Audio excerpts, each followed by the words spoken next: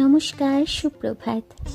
মিষ্টি ধনিয়া ফুল, ধনে গাছের ফুলগুলো কত মিষ্টি না, হাওয়ায় ফুরফুর করে উঠছে। আর লাল লাল গেন্দা, এই ফুলের জগৎ থেকেই আজকের ব্লগ শুরু করছি। আমি আজ একটু বাইরে গেছিলাম, বাগানে কী কী ফুল ফুটেছে ওগুলো একটু দেখতে। কতদিন ফুল গাছগুলো ধরেও দেখতে পারি না, খুব কষ্ট হয় ওদের জন্য, মায়া হয়। জল পায় না ওরা, যত্ন পায় না, ভালোবাসা পায় না। তাই ভাবলাম আজ একটু ঘুরে আসি বাইরেটায়। খুব কষ্ট করে চেয়ারটা নিয়ে গেছিলাম একটু বাগানে।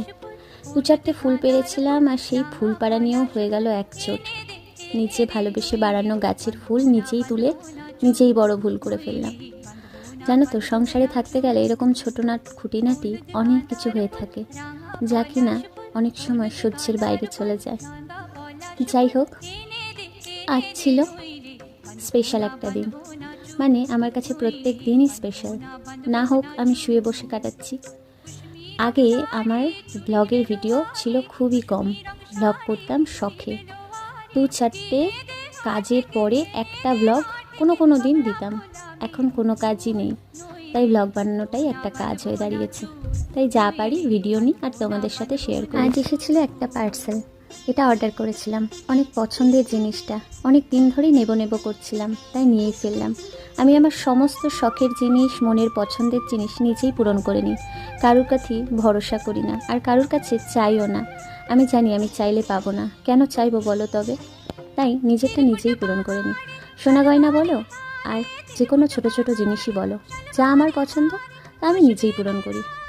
আমি আমার পছন্দ পূরণ করার জন্য জীবনে কাউকে আনিনি, আমি শুধুমাত্র ভালো থাকার জন্য এসেছিলাম হয়তো। যাই হোক, ভালো থাকা এটা সত্যিকারই ভাগ্যের ব্যাপার। যাই হোক, মনটা একদম ভালো লাগছিল না, তাই যা ইচ্ছে তাই করে সময় কাটাচ্ছিলাম, আর ওগুলোর আবার ভিডিও করছিলাম।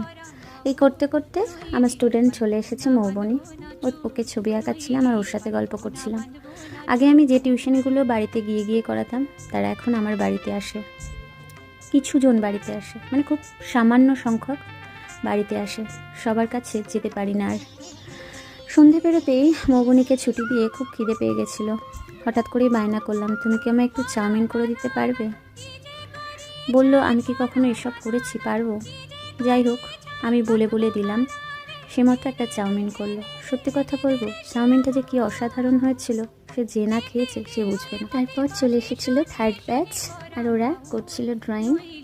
আর ওই ড্রয়িংগুলো করাতে ও একটা বানিয়ে ফেলেছিল ঝুলনি। আর তারপর আমি একটু মায়ের প্রসাদ শেষমেশ ঘুমিয়ে গেলাম। সবাইকে